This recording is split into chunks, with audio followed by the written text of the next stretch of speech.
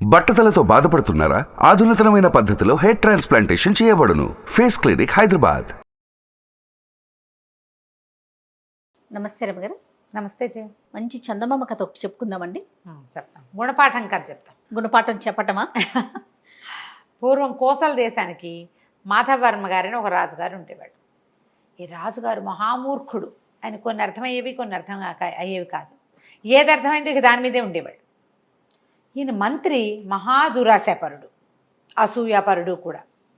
Mukunda jewellers తెలంగాణలో మొట్టమొదటి factory outlet మన కొత్తపేటలో ఫిబ్రవరి 14న గొప్ప శుభారంభం. ఒక్కోళ్ళు అట్లా ఉంటారు కదా. అవునవును. అయితే ఈ పండితులు, కవులు, గాయకులు ఎవరైనా రాజుగారి దగ్గరికి వస్తే రాజు ఏదో వాళ్ళు ప్రదర్శన చేసేవాళ్ళు, విద్యా ప్రదర్శన ఇస్తే ఈయన దానికి 100 అబ్జెక్షన్లు చెప్పేవాడు. ఆ ప్రదర్శన అయ్యాక రాజుగారు వీళ్ళకి 100 వరహాలు ఇవ్వు, 1000 వరహాలు ఇవ్వు, అది ఇవ్వు, ఇది ఇవ్వు అంటే ఇచ్చేవాడు కాదు. ఎన్ని అడ్డంకులో పెట్టేవాడు. అయినా తప్పలేదనుకో, అప్పుడు అందులో ఇంచి కొంత లాగేసి ఏ 4వ వంతో వాళ్ళకి దఖలుపరిచేవాడు. ఇచ్చేవాడు కాదు. అదొక దుష్టబుద్ధి అన్నమాట. అయితే ఇలా ఉంటూ ఉండగా చుట్టుపక్కల ప్రజలకు తెలుసు. కాకపోతే రాజుగారే బేసిక్గా కొంత మూర్ఖుడు కదా, ఎవరు చెప్తారు? ఆయన ఎప్పుడేం చేస్తాడో తెలీదు. అవును. దాంతో ఊరుకునేవాళ్ళు. అట్లా కాలం గడుస్తుంటే ఒకనాడు ఒక పండితుడు ఒక ఆయన వచ్చాడు. ఆయన చాలా చక్కటి కవిత్వము అవి చెప్పగలిగే పాండిత్యం ఉంది. దాంతోపాటు ఆయనకి కళలు, వాటి మీద విశ్లేషణ బాగా తెలుసు. ఒక్కొక్కళ్ళు చదువుకుంటారు కదా, స్వప్నశాస్త్రం అంటారు దాన్ని. అవునవును. కళ ఫలానా రకం కళ వస్తే ఏమిటి అని మనం కూడా కనుక్కుంటూ ఉంటాం. ఇలా కళ వచ్చింది, పీడకళ వచ్చింది, దేవుళ్ళు కనిపించారు, చనిపోయిన వాళ్ళు కనిపిస్తే ఎలా, అలాంటి వాటికి ఆయన సమాధానాలు చెప్పేవాడు. చాలా గట్టివాడు, అందులో మంచి పేరు. సరే, ఆయన వచ్చి రాజుగారి దగ్గర బ్రహ్మాండంగా పద్యాలు చదివారు. చదివేసరికి రాజు చాలా సంతోషించి, బాబ్బా ఏం పాండిత్యం అండి మీది, ఎంతో బాగుంది అని మంత్రి ఈయనకి 100 వరహాలు ఇవ్వమని, బంగారు వరహాలు ఇవ్వమని చెప్పాడు. చెప్పేసరికి మంత్రి అన్నాడు, ఏముందండి ఇందులో, ఈ పద్యాలన్నీ పాతవేను, మా నాన్నగారు కూడా ఇలాంటి కవిత్వమే రాసేవాళ్ళు. మా నాన్న గొప్ప కవి, మీకు తెలుసు కదా. మంత్రి గారు తండ్రి గారు గొప్ప పండితుడు, కవి. ఆయన చాలా పద్యాలు రాశారు. మా నాన్న చెప్పిన పద్యాల్లాగానే ఉన్నాయి, ఏముంది కొత్త ఇందులో? ఈ పండితుడు రాజుగారి దగ్గర బహుమానం పుచ్చుకొని, నాకు కళల శాస్త్రం కూడా తెలుసు, అది మీకు ఏదైనా సమాధానం కావాలంటే నేను చెప్పగలనని అడిగి ఆ స్థానంలో కుదురుకోవాలని అనుకున్నాడు. ఆ కథ ఎట్టగో పోయింది, ఈ కథ కూడా ఆగిపోయింది. 100 బంగారు నాణ్యాలకి 10 కూడా చేతిలో పడేలాగా లేవు. ఆయన చాలా దూరం నుంచి కష్టపడి అప్పు చేసుకుని మరీ పాపం ఇక్కడికి వచ్చాడు. అప్పుగానే ఉంది. ఇక్కడ ఈయన చెప్పిన కవిత్వం పాత కవిత్వము, కాపీ కవిత్వము అయిపోయింది. దాంతో ఆయన చాలా హతాశుడైపోయాడు. రాజు ఏం చెప్పబోయినా ఆ మంత్రి గారు వినలా. ఈయన ఏమనుకున్నాడు, ఇట్లా కాదు, వీడితోటి దిగాలుగా తల వేళ్లాడేసుకుని బయటకు వచ్చాడు. ఎవరిని కలిస్తే వాళ్ళ ఆ మంత్రి ఆయన అంతేనండి, ఇంకో పెద్ద మంత్రి గారు అట్లాగే చేస్తాడు, ఇలాగే ఉన్నాడు, ఫలానా అప్పుడెప్పుడు ఇలా చేశాడు, ఫలానా ఇప్పుడెప్పుడు ఇట్లా చేశాడు, మా మేనమామని తెస్తే ఆయన ఎంత అవమానించాడు, జ్యోతిష్కులను అంతే, కవులను అంతే, గాయకులను అంతే, పండితులను అంతే, సాముగరిడీలు ఆడేవాళ్ళు, వాళ్ళు ఇదంతా గరిడి అంతా ఆడేశాక 1 గంట అయిపోయిన తర్వాత ఇలాంటివి మా చిన్నప్పుడు చాలా చూసాం, ఇందులో కొత్త ఏముంది, దీనికి డబ్బెందుకు అంటాడు. డబ్బే రానివ్వడు.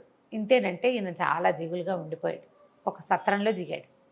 ఆలోచించుకుని 3వ రోజున 4వ రోజున మహారాజు గారి దర్శనం వాంఛించి వెళ్ళాడు. సభలోకి వెళ్ళి, ప్రభు, నేను మీకు చెప్పాలనుకున్నాను, మొన్ననే వాళ్ళ సందర్భం రాలేదు, నాకు కళలు అవి ఫలితాలు, స్వప్న ఫలితాలు అవి చెప్పడం వచ్చు. నిన్న చాలా పెద్ద కళ వచ్చింది నాకు. అందులో సాక్షాత్తు మన పెద్ద మంత్రి గారి నాన్నగారు వచ్చారు. ఏమిరా, నా కవిత్వం కాపీ కొట్టి పాండిత్యం చూపించి నా పాండిత్యాన్ని కాపీ కొట్టుకుని, దాన్ని ఏమంటారు కాపీ కొట్టడానికి తెలుగులో, నన్ను అనుకరించి నా కవిత్వాన్ని దొంగిలించి డబ్బు చేసుకుందాం అనుకుంటున్నావా దుర్మార్గుడా అని కేకలేశారండి. మరి దానికి అపరాధానికి రుసుము చెల్లించవలసిందే నువ్వు అని చెప్పారు. ఆ రుసుము చెల్లించడానికి నేను సిద్ధంగా ఉన్నానంటే 100 వెండి నాణ్యాలు మంత్రి గారికి ఇవ్వమన్నారు, మంత్రి గారే తనకు చేరుస్తారన్నారు. ఇలా కాలొచ్చిందండి. నేను 100 వెండి నాణ్యాలు తీసుకొచ్చా మంత్రి గారికి ఇవ్వడానికి అన్నాడు. మంత్రి గారు, సరే బాగానే ఉంది, చనిపోయిన నాన్నగారికి మంత్రి గారు వరహాలు ఎట్లా ఇస్తాడండి అని అడిగాడు రాజుగారు. అయ్యో, ఆ సమాధానం పెద్ద కవి గారే చెప్పారండి. ఆయన మళ్ళీ గారు రాత్రి కళ ఇది, తెల్లవారుజామున ఇంకో కళ వచ్చింది. ఈ తేప మంత్రి గారు తర్పణం విడిచేటప్పుడు ఆ 100 నాణ్యాలను కూడా తర్పణంతో పాటు విడిచేస్తే అవి తనకి చేరతాయని, అక్షరాల తన దగ్గరికే వస్తాయని కవిగారు చెప్పారు. రాజు ఆశ్చర్యపోయాడు. అలాగా? వారి నాన్నగారు చాలా గొప్ప కవి, మన ఆస్థానంలోనే చాలా గొప్ప సేవలు అందించారు, తప్పకుండా పెద్ద అయిన ఆజ్ఞ ఎందుకు మేరతాం మనం? పైగా మంత్రి గారి తండ్రి చేస్తామన్నాడు. 100 బంగారు నాణేలు మంత్రి గారికి పుట్టినాయి. మంత్రి మొదట సంతోషించాడు, రెండో సమాధానం వినేసరికి భయం వేసింది. తర్పణం విడిచేటప్పుడు 100 నాణేలు విడిస్తే గంగలో విడుస్తావు, నాన్నకి ఎట్లా చేరుతాయి? గంగలో పడిపోతాయి. అదే గంగ అంటే గంగే కాదు, నీళ్ళలో అనుకుని సర్దు కూరుకున్నాడు. ఈ లోపల మంత్రి గారి తండ్రిది ఆర్థికం వచ్చింది, వెళ్ళింది. మన సదరు పండితుడు గారు మళ్ళా రాజుగారి దర్శనంకు వాంఛించాడు. దర్శనానికి ప్రవేశపెట్టారు. మళ్ళీ పెద్ద కవి గారు కల్లోకి వచ్చారండి మంత్రి గారి తండ్రి గారు. దుర్మార్గుడా, నా డబ్బులు ఇవ్వలేదా నా కుమారుడికి అని కేకలేస్తున్నారండి అన్నాడు. రాజు ఆశ్చర్యపడి, అదేమిటి, ఆ రోజే ఇచ్చావు కదా సభలో అందరూ చూస్తుండగా, ఏమండి మంత్రి గారు మీ నాన్నగారి తర్పణాలు విడవలేదంటే విడిచాను ప్రభు అన్నాడు. మరైతే వారికి చేరలేదుటండి. చేరలేదు అంటున్నారు, ఇప్పుడు ఎట్లా నేను విడిచానంటే అడిగిన, ఇప్పుడు ఎట్లా అన్నాడు రాజుగారు. దాందేముందండి, మళ్ళీ కాలొచ్చింది నాకు, ఆయనే చెప్పారు ఆ డబ్బు తనకి చేరాలంటే మిమ్మల్ని ఒక యజ్ఞం చేయమని, ఆ యజ్ఞంలో యజ్ఞ పశువుగా మంత్రి గారినే స్వయంగా పెట్టమని, ఈయన వెళ్ళిచ్చి రావాలి. ఈయన ఎట్లా వెళ్తాడు? ఈయన వెళ్ళాలంటే ఇట్లా వెళ్ళాలి. అప్పుడు మరణించి చంపేసావు మంత్రి గారిని, చచ్చిపోమందావు, ఆయన నాన్న దగ్గరికే వెళ్తాడని గ్యారంటీ లేదు. అందుకని కవిగారు పండితుడు కదా, పెద్ద మంత్రి గారి తండ్రి మహాపండితుడు, ఆయన అందుకని ఏం చెప్పాడంటే దానికి ఒక విధానం ఉంది. యజ్ఞం చేయాలి రాజుగారు ఒకటి, అందులో యజ్ఞ పశువు అని ఒక పశువుని సెలెక్ట్ చేస్తారు, ఒక మేకని, ఒక గొర్రెనో, ఒక పశువు లేదా మన మేక కాబట్టి దున్నపోతు, అశ్వమేధం చేసినప్పుడు అశ్వం అలా పెడతారు కదా. యజ్ఞ పశువుగా ఏమో మంత్రి గారిని పెట్టుకోమన్నారు. మంత్రి గారి చేతిలో కనుక డబ్బులు పెట్టి పంపిస్తే వారికి లభిస్తుందిట అనగానే రాజుగారు ఒప్పుకున్నాడు. మంత్రి హతాశుడైపోయాడు. అయ్యో బాబోయ్, ఇంకేమైనా ఉంది? యజ్ఞ పశువుగా చేయటం అంటే ఏమిటి? ఊరికే ఏదో కూర్చోబెట్టడం కాదు, అంతేనా? పోయి రావాల్సిందే. ఈ పోయి రావాలంటే ఏం చేస్తారు? యూపస్తంభం అని ఒక స్తంభం పెడతారు. ఈ యూపస్తంభాల ప్రస్తావన కాళిదాసు కావ్యాల్లో కనపడుతుంటుంది, పాత కావ్యాల్లో మహాభారతం లాంటి చోట కూడా కనిపిస్తుంది. ఒక స్తంభం పాతి పశువుని దాన్ని కట్టేస్తారు మంత్రపూతంగా. 9 రోజుల పాటు హోమం చేయాలి.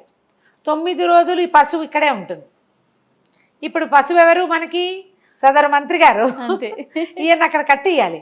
9 రోజులు యూపస్తంభానికి కట్టేసి ఉండటం తలుచుకోగానే కాళ్ళు గచ్చగచ్చగచ్చగా వణికిపోవటం మొదలుపెట్టి భయం వేస్తోంది. ఏం చేయాలో తెలియలే. కాళ్ళ వేళ్ళ పడ్డా లాభం లేదు. మంత్రి రాజుగారు ఒప్పుకోడు. ఎందుకంటే తండ్రి గారు కవిత్వం తండ్రి లాంటిది అంటే ఒప్పుకున్నాడు. తండ్రి కల్లోకి వచ్చాడు అంటే ఒప్పుకున్నాడు. 100 వరహాల తర్పణం అంటే ఒప్పుకున్నాడు. మరి ఇవన్నీ నమ్మినప్పుడు తండ్రి కల్లో కనబడి యజ్ఞం చేయమన్నాడు అనే విషయం కాదంటే ఎలా కుదురుతుంది? కుదరదు కదా. అందుకని ఏం చేశారు? యజ్ఞం స్టార్ట్ చేశారు. యజ్ఞం చేద్దాం, పెద్ద పండితుడు ఆయన, ఒక పండితుడు గొప్ప కవి, ఆయన చెప్పినట్టు చేసేయాలి. ఇహ యజ్ఞ పశువుగా ఈయన కట్టారు. ఈయనకి పసుపచ్చ బట్టలు కట్టారు, పసుపులో తడిపిన బట్టలు కట్టి మెళ్ళో 2 వేపాండాలు వేలాడేసి చెట్టుకేసి దీపస్తంభానికి వేసి కట్టేశారు. లబో దిబో 3వ రోజు గడిచేసరికి హోమాలు జరిగిపోతున్నాయి. యజ్ఞానికి యజ్ఞం. ఈయన నోరెత్తలేడు, కాళ్ళు ఉనికిపోవటం మొదలుపెట్టాయి. చచ్చిపోయాను అనుకున్నాడు 3వ రోజుకి. ఆ వాళ్ళు వీళ్ళు ఉంటే ఎవరి ఆ పండితుడిని నా దగ్గర పిలవండిరా అని బతిమలాడుకుని, బాబు నీకు దండం పెడతాను, నన్ను క్షమించు, పొరపాటు చేశాను, నీ పద్యాలు చాలా గొప్పవి, మా నాన్న పద్యాలు కూడా అలాంటివే కానీ ఆ పద్యాలు కావు, నన్ను క్షమించు, నన్ను వదిలిపెట్టేసంటే ఒప్పుకోలే పండితుడు. అట్లా ఎట్లా వదిలిపెడతామండి? మీరు ఎంతమంది ఉసురు పోసుకున్నారో, ఎంతమంది మీ వల్ల ఏ ధన సహాయము లభించక ఈ ఊళ్ళో పడి చచ్చిపోయిన వాళ్ళు ఎంతమందో, లేచక్కపోయిన వాళ్ళు ఎంతమందో, వాళ్ళందరి ఉసురు తగలాల్సిందే కాదు మీకు. కవిత్వం చెప్పి పోనీ 100 వరహాలు ఇమ్మన్నాడు, 50 అయినా ఇవ్వకూడదా? దానికోసం ఇంత దూరం వస్తే ఇచ్చే రాజుకున్నప్పుడు నీకేంటి బాధ? నీ అసూయ వల్ల కదా. నువ్వు బాగా దెబ్బ ఇంకో 2 రోజులు నువ్వు కట్టేసి ఉంటే నీకు బుద్ధి వస్తుంది అంటే కాళ్ళ బెళ్ళ పడిపోయాడు మంత్రి పండితుడు. నన్ను వదిలిపెట్టేసి అంటే ఇంకో 2 రోజులు గడవనిచ్చి 5వ రోజున మహారాజా మళ్ళీ కలొచ్చిందండి, ఈ 5 రోజుల యజ్ఞాలకి మీరు వేసిన దక్షిణంతా మన మధ్యమంత్రి గారి తండ్రి గారైన కవి గారికి అందిద్దట.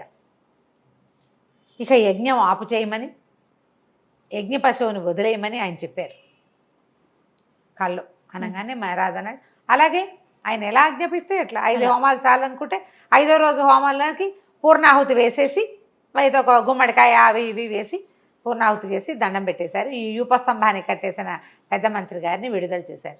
1 నెల 2 నెలలకి మనిషి అయ్యి 5 రోజులు తిండి తిప్పలు లేవు కదా, బతుకు జీవుడా అనుకుంటూ ఆ తర్వాత ఎప్పుడూ కూడా ఈ కవిగాయక పండిత పోషణకి అడ్డం పడేవాడే కాదు, అతని పద్ధతి మార్చుకున్నాడు అనమాట. గుణపాఠాలు ఇలా చెప్పాలి. ఎంత అద్భుతంగా ఉందో. అలా కట్టేయలేకపోయినా కనీసం అదే కదా రమ్మగారు, కట్ చేసేయాలి, వీళ్ళని కట్ చేయాలి ఎప్పటికప్పుడు ఎక్కడికక్కడ. కట్ చేస్తేనే బుద్ధి వస్తుంది. బాగుంది కదా. చాలా బాగుంది రమ్మగారు. నమస్తే. నమస్తే.